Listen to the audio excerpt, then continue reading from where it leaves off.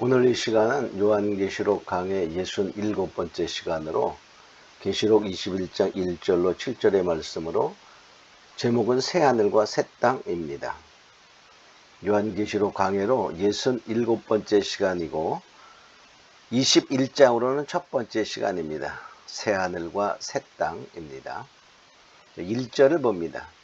내가 새하늘과 새 땅을 보니 처음 하늘과 처음 땅은 없어졌고 그랬어요. 이 바로 처음 것은 없어졌다. 이 말은 또 새하늘과 새 땅. 이 말은 시간적으로 최근, 새로운 이런 뜻이 아니라 아주 품질상, 종별별상으로 새 것으로 되었다. 그런 말이죠. 그래서 옛날 옛 천지, 즉 우리가 지금 살고 있는 하늘과 땅의 형식과 조직이 변화돼서 영화롭게 된 것을 의미하게 됩니다. 베드로서 3장 12절에 보면 그날의 하늘이 불에 타서 풀어지고 체질이 뜨거운 불에 타서 풀어지고 체질이 뜨거운 불에 녹아지려니와 그랬어요. 결과적으로 뭐 체질이 풀어지고 녹아진다는 말은 여기서 이 체질은 바로 지금 세상을 구성하고 있는 모든 원소적인 그런 요소를 의미하게 됩니다. 그러니까 그것이 근본적으로 다 변화되어서 새로운 어떠한 그 영화로운 하늘과 땅이 된다. 그런 의미가 됩니다. 바다도 다시 있지 않더라. 그 말은 바다는 계시록 13절에 보면 바다에서 난 짐승은 적 그리스도를 의미하게 되죠. 그래서 이 바다는 악을 상징합니다.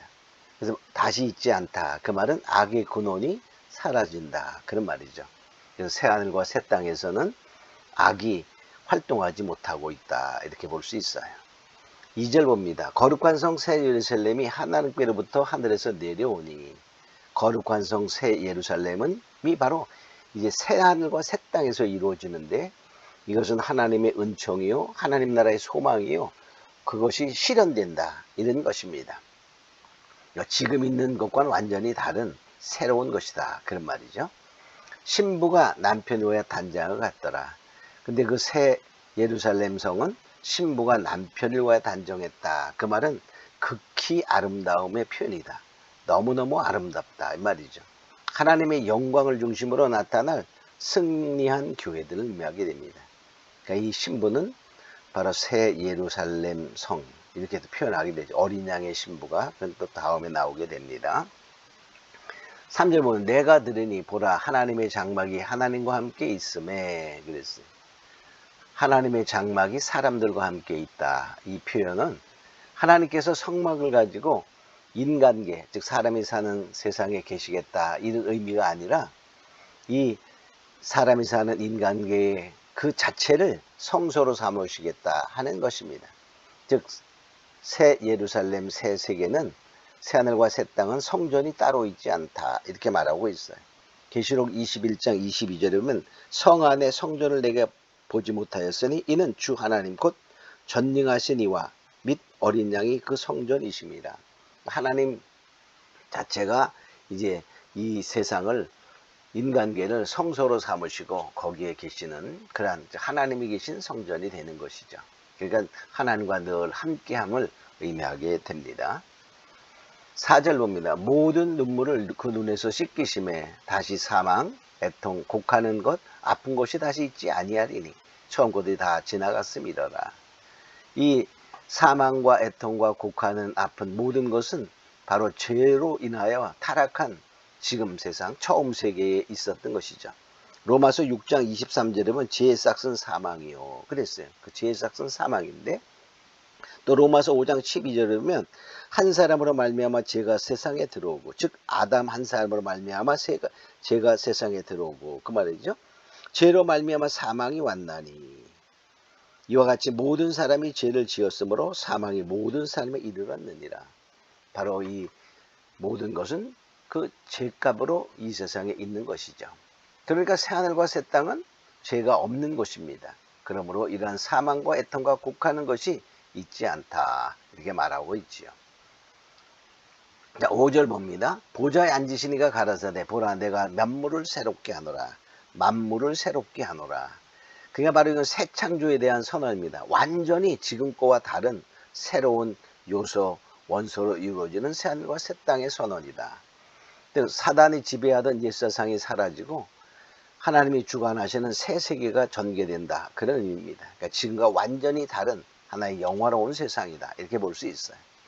저주받은 옛세계가 다 사라지고 지나가고 그곳에는 바로 불행이 없는, 그 삶 속에 불행이 없는 그러한 세상이 이루어지는 것이죠. 자, 이 말은 신실하고 참되니 기록하라.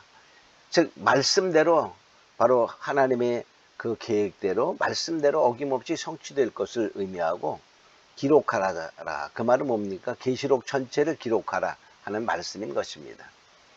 6절 보면 다 이루었도다. 나는 알파와 오메가요 처음과 나중이라. 내가 생명수 샘물로 목마른 자에게 값없이 주리니. 그랬어요. 바로 마지막에는 만물을 새롭게 하는, 바로 완전히 바꾸는 갱신이 다 이루어진다. 그런 말이죠. 하나님은 바로 생수의 근원이시죠.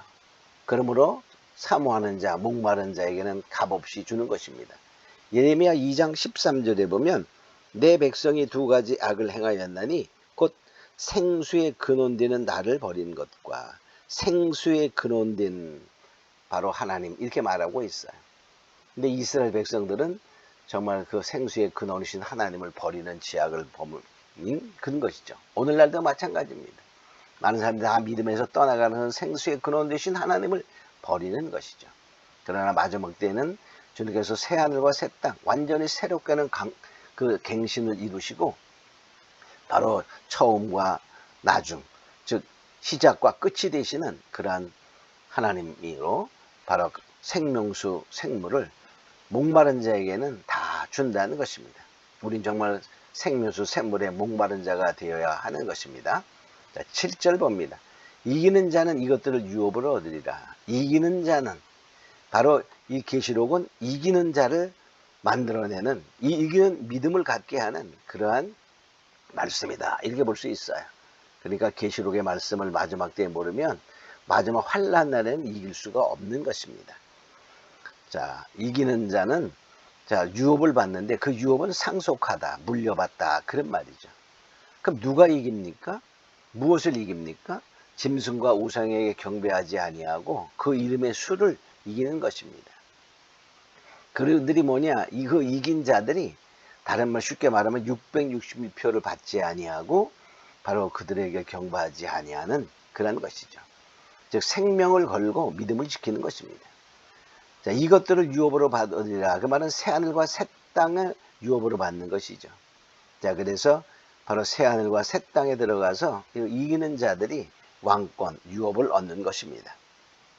자, 출애굽한 이스라엘 백성들이 바로 이스라엘 그 백성이 40년 동안 광야에서 연단받죠.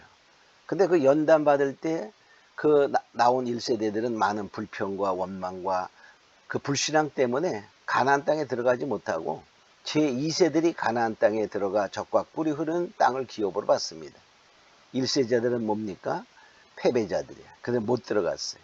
근데 이것을 왜 하나님이 본보기로 기록하였느냐 하면 고린도서 10장 11절에 보면 말세를 만난 우리에게 경계를 주셨다. 이렇게 말해. 고린도서 10장 11절에 보면 저희에게 당한 이런 일이 거울이 되고 또한 말세를 만난 우리에게 경계로 기록하였느니라.